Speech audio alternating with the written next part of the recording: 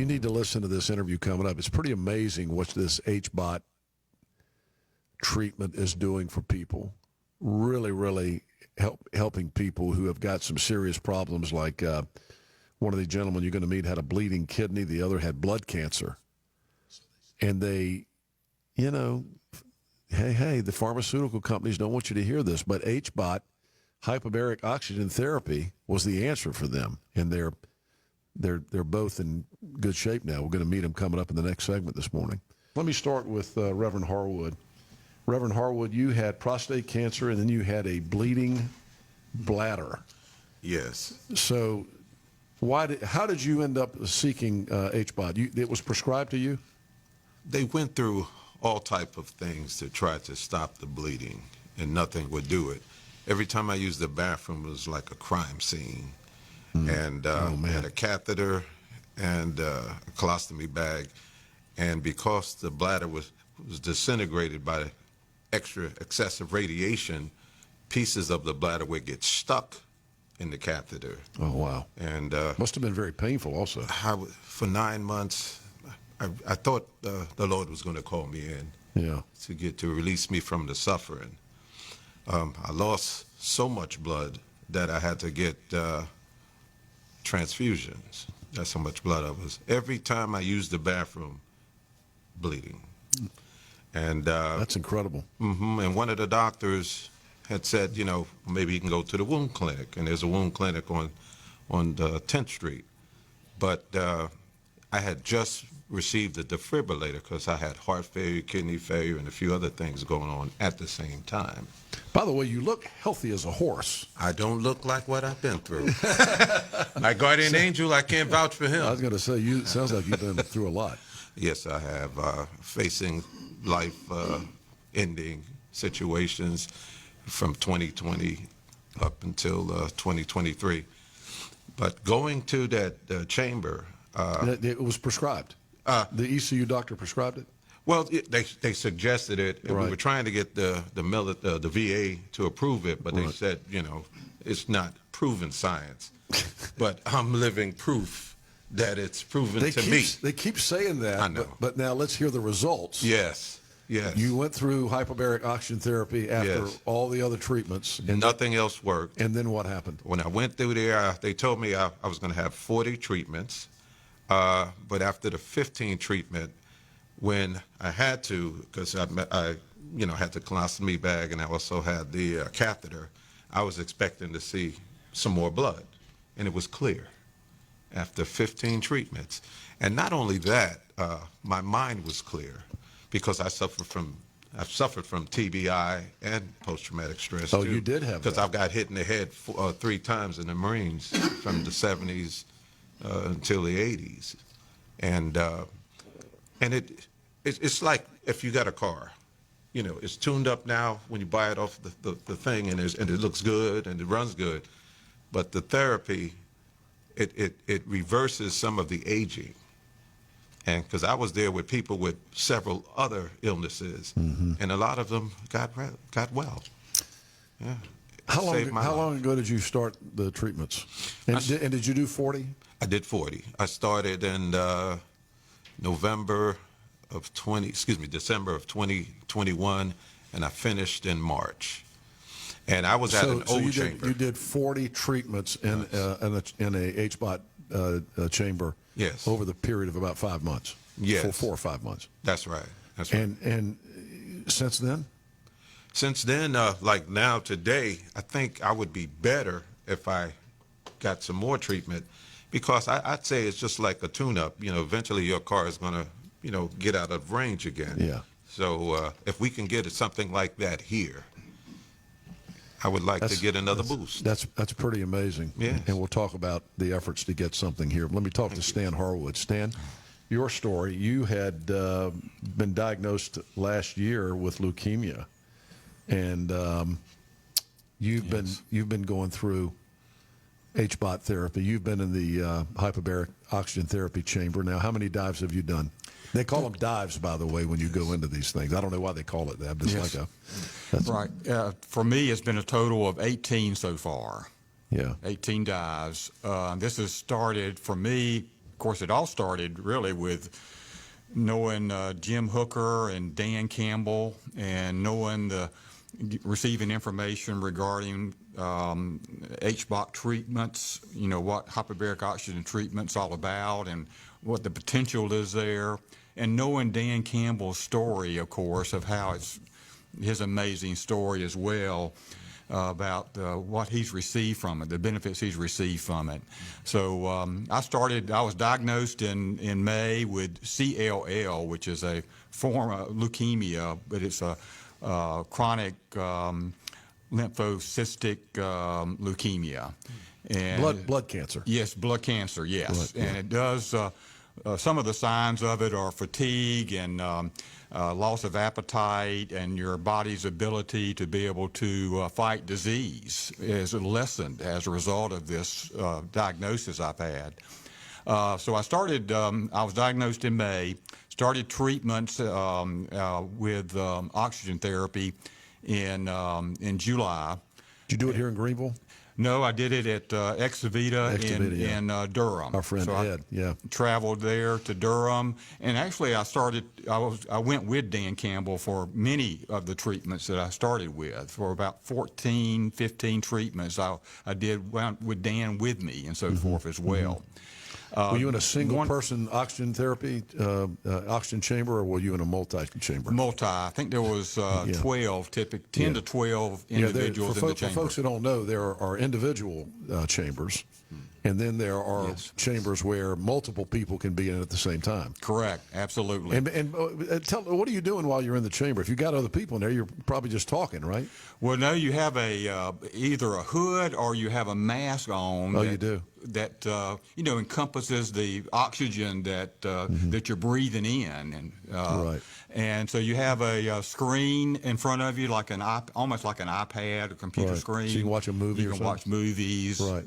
Different things like that. Because you're going through the treatment for about an hour, maybe a little over an hour altogether. But what's it feel like when you're getting the treatment? You might feel a little bit of pressure in your ears, just like when you're maybe in a plane and you're, are traveling in the mountains, for example. Yeah. But it goes away very quickly in terms of there's no intense pain or anything, but it's very relaxing, to be honest with you. Now, you were not prescribed HBOT by a doctor. You just decided you were going to try it and pay for it yourself. That's correct. Yeah. Absolutely. All right, let's hear about your results. I receive, as part of my treatment plan, I receive I get lab works done every 6 months, where they, check my blood, see what my white blood cell count is, because that's the impact I'm having with leukemia is a decreased white blood cell count. Right. And so the last two labs I've had, my blood work has come back as normal. Meaning the cancer's gone? Not meaning the cancer's gone, but meaning that my results are very positive in regards to the impact it's having with my leukemia. I'm not losing white blood cells. My blood cell count is not decreasing. It's normalized. It's reversing the effects that the leukemia is having on your blood. That's correct. I have not, certainly not been cured of leukemia, and Extivita, when I went there, had a consultation first. They gave me no guarantees that this was going to be something that could improve my diagnosis. But they did tell me that there is a very good possibility that I will receive some healthy benefits from going through this, and I feel like there's no doubt in my mind that I have. Yeah. Well, every story that we hear like this are just amazing, and Pastor Bernard, for somebody who was experiencing the kind of pain and bad effects of what you were dealing with, you got to feel like HBOT was a godsend for you. Yes, it is. Yes, it is. Because everybody doesn't go to church, so I believe that God let me see an alternative, so that I can reach other people to let them know that it does work. And that could be a way to draw them into the church when God allows something as great as HBOT that took care of a whole lot of situations. Yeah. Now, Stan, you had to go to Durham. Were you Yes. treated? You were treated here in Greenville. No, I went to Durham. You went to Durham also. At Duke University. Right. And so there's an effort underway right now to build a hyperbaric oxygen therapy chamber clinic in Greenville, which we'll talk more about. We're going to have some of the HBOT guys on tomorrow morning when we're up at the legislature. And of course, there's also an effort to try to get the legislature to fund, to put in some funding for this. I think there's one chamber in Greenville. Is that right? Okay, so there's one place to go. Right. There's only one place in Greenville, which is the wound care clinic from ECU. By the way, Stan, what have your doctors said to you about this? Have they embraced it more now or not? I would say yes. My understanding is they knew very little about HBOT. They knew about oxygen treatment for wound therapy and maybe burns, things of that nature. But they knew very little about maybe some of the other positive impacts it can have on you. So I've actually tried to educate them myself, and they've both been, not only my primary care physician, but my hematologist, oncologist has been very open to wanting to know more. Yeah. And I'm really, they're telling me, don't stop what you're doing. Yeah. And Pastor Bernard, you talked about how you are thinking clearer. Yes. And we've interviewed people before who are drug addicts. Mm-hmm. We've interviewed people who have had massive depression in their life, have been domestic abusers and things like that. That their lives were turned around through hyperbaric oxygen therapy treatment. Yes. So I'm not surprised to hear you say that your thoughts were clear. Talk about that a little bit. How does that manifest itself? How is your thinking clearer than it was before you started the therapy? Yes, because before the therapy, even though, the Lord is my strength, of course, there were times when I was partly cloudy. I wasn't as sharp. There were times when I couldn't drive as far, even though it was a challenge driving to Durham because of all the other health issues, the heart, the kidneys, everything else.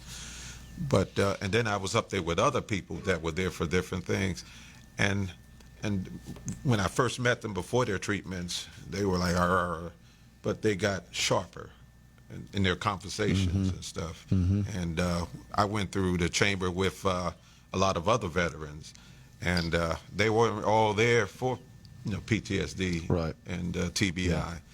By the way, were you able to take advantage of the HBOT for Heroes program? No, I was in old school. It was the one at the Duke University, which was a diving bell. That's where the dives come from. Yeah. It was a 1978 diving bell that we went in that could accommodate about 8 people. Right. No movies. We didn't have movies. Yeah, I'm going to Extivita. I'm getting my tune-up at Extivita. I'm hanging out with this guy. Stan, how about you? Have you experienced anything different mentally? You know what? I do sleep better. That's been one positive impact with going through this oxygen treatment as well.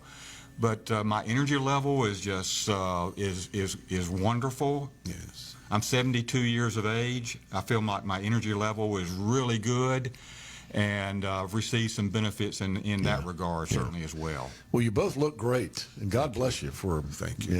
And what a miracle that you've both gotten such positive results from this hyperbaric oxygen therapy treatment. I'm telling you, folks, it works. I mean, the pharmaceutical companies won't tell you it works. That's right. Amen to that. And I guess the VA still won't embrace it, right? And I don't understand why, because the suicide rates are up. Right. They need to get that clarity. Yeah.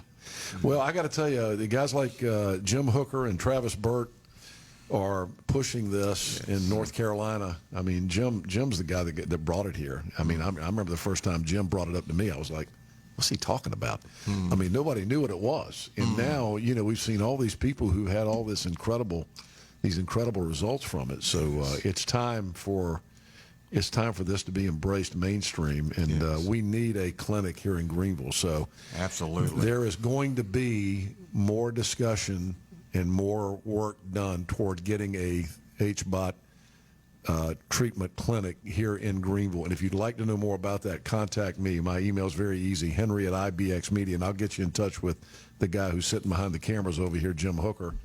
And Jim can tell you everything you need to know. But you know, there's a need to raise some money also, and we'll be talking more about that as we go here.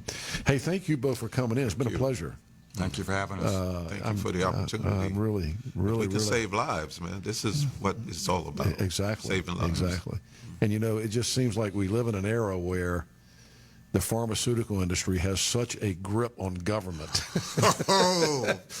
You know, when something like this comes along that works, you know, it's like, well, but we need to keep giving those veterans our drugs, and that's what it looks like to me. I mean, I'm not qualified to really probably say that, but that's what it just appears to me like. But well, look, thanks for coming in, guys. Pastor Willie Bernard and Stan Howard. Thank you. Thanks to both of you. Thanks to Jim Hooker for bringing you in this morning.